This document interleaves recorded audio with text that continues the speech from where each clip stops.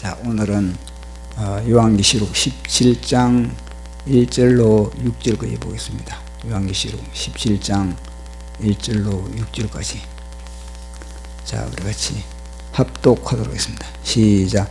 또 7 대접을 가진 7 천사 중 하나가 와서 내게 말하여 이르되 이리로 오라. 많은 물 위에 앉은 큰 음녀가 받을 심판을 내게 보이리라.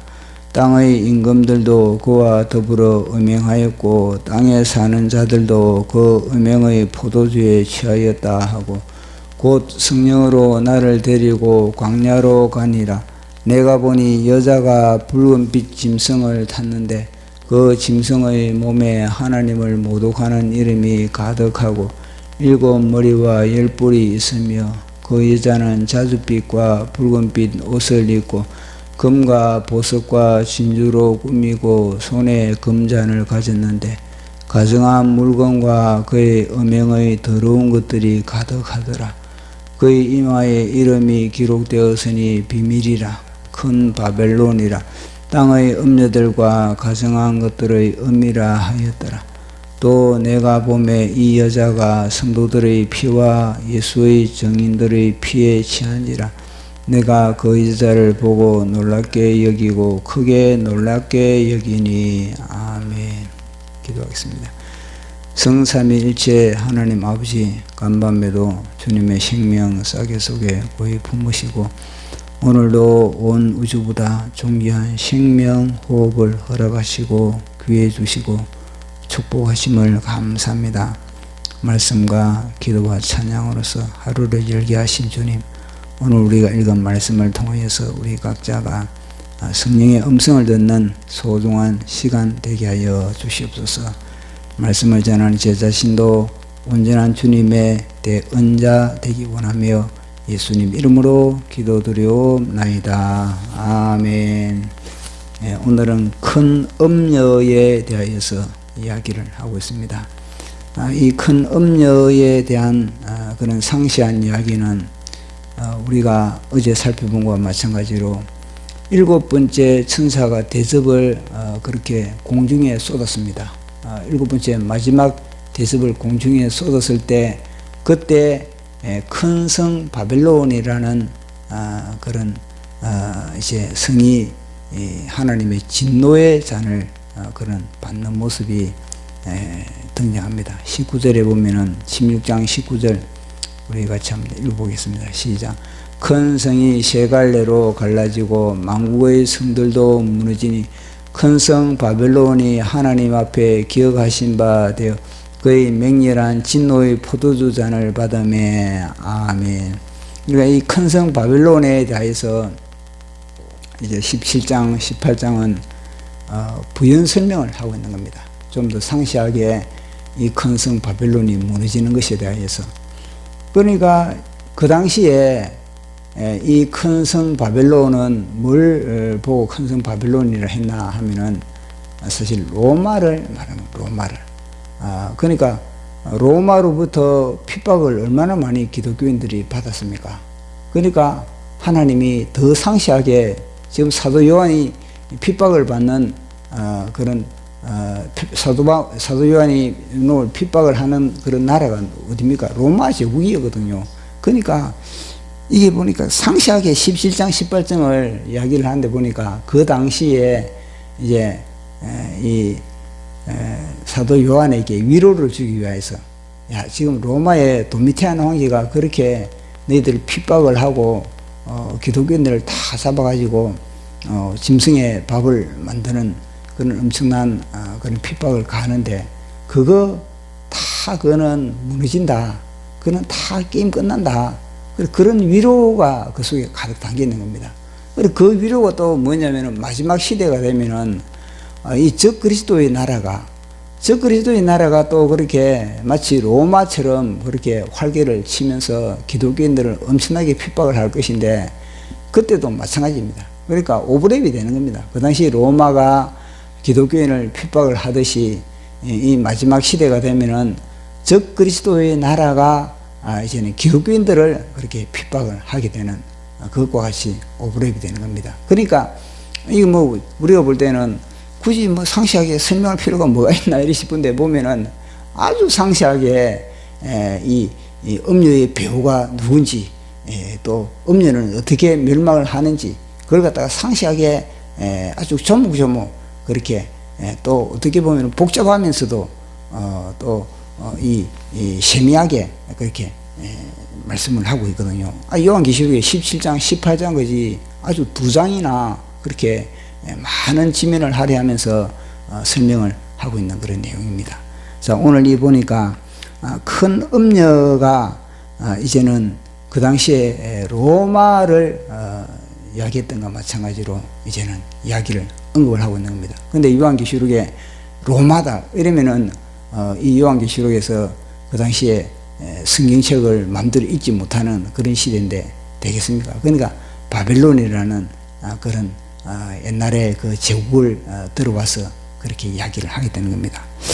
자, 보면은 이 큰 음녀가 얼마나 이게 그 배후가 큰 음녀의 배후가 있다는 겁니다. 큰 음녀가 그렇게 왜 왕성한 그런 제국을 이뤘나? 로마가 왜 왕성한 제국을 이뤘나?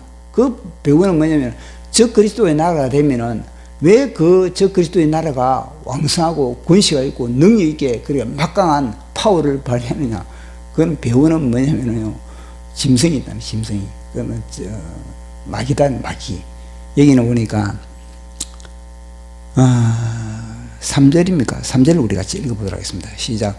고 성령으로 나를 데리고 광야로 가니라. 내가 보니 여자가 붉은 빛 짐승을 탔는데 그 짐승의 몸에 하나님을 모독하는 이름들이 가득하고 7머리와 10뿔이 있으며. 아멘. 여기는 이제는 적그리스도고, 적그리스도.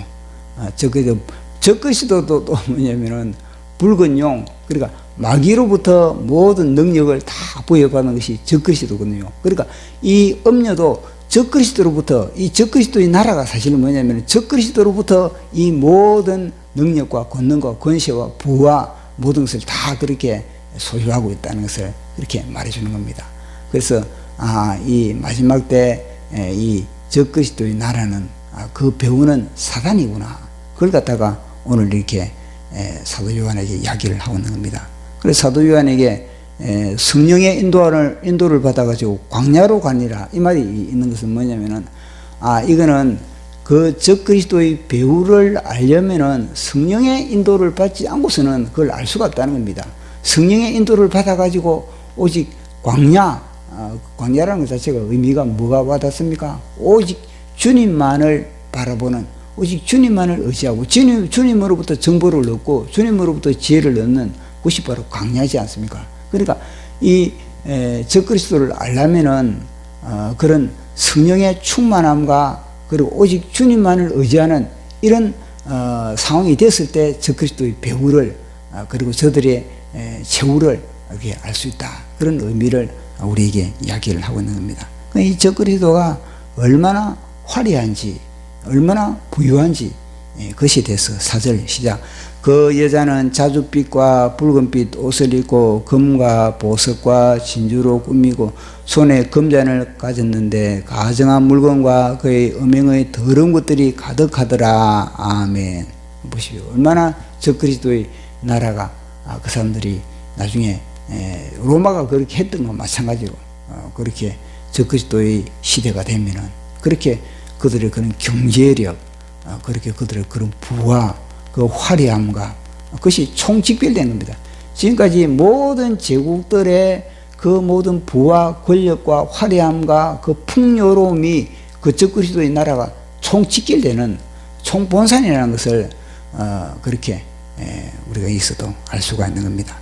그런데 그것이 뭐냐면 이제 큰 비밀이라 그러고 바벨론이라 그렇게 이야기를 하고 있거든요. 5절 시작. 그의 이마에 이름이 기록되었으니 비밀이라 큰 바벨론이라 땅의 음녀들과 가정한 것들의 의미라 하였더라. 아멘. 결국은 이 말은 제가 자꾸 반복하지만 로마다. 그 당시는 로마다. 그리고 또 마지막 때는 적그리스도의 나라다. 그렇게 여기서 언급을 하게 되는 겁니다. 그래 그 배후에 보니까 이 적그리스도의 관심이 뭐냐 가만 보니까 이것은 기독교인들을 갖다가 그들은 핍박을 하고 있는 겁니다. 그저 이 로마가 기독교인들을 핍박했던 것과 마찬가지로 적그리스도의 나라가 되면은 적그리스도의 나라가 아주 철저하게 기독교인들을 핍박을 하게 되는 겁니다. 자, 그것이 바로 6절입니다. 6절. 자, 시작. 또 내가 보매 이 여자가 성도들의 피와 예수님의 증인들의 피에 취한지라. 내가 그 여자를 보고 놀랍게 여기고 크게 놀랍게 여기니. 아멘. 왜 이 성도들을 갖다가 못 살게 굴고 이 성도들을 갖다가 그렇게 보는 쪽지 그렇게 다 죽이겠습니까?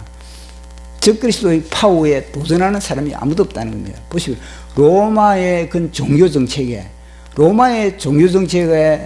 거절하고 자기의 종교를 고소하는 그런 부류가 있다면 누구겠습니까? 기독교인들밖에 없거든요. 다 뭐냐면 로마의 종교를 받아들인 겁니다. 그 종교를 받아들이면 그 종교를 통해서 그 사회 시스템에, 그 사회 복지에, 그 사회의 그런 모든 혜택을 다 누리거든요. 근데 기독교인들은 나 그거 싫다는 겁니다. 나는 오직 예수 그리스도만 믿겠다는 겁니다. 나는 예수 그리스도를 위해서 내 목숨을 걸겠다는 겁니다. 그러니까 어떻게 하겠습니까? 죽여버린 겁니다. 이때 적그리스도의 나라가 되면은 마찬가지거든요. 이때가 되면은 오직 그 적그리스도의 우상에 경배하라. 그리고 적그리스도의 그 666표를 받아라.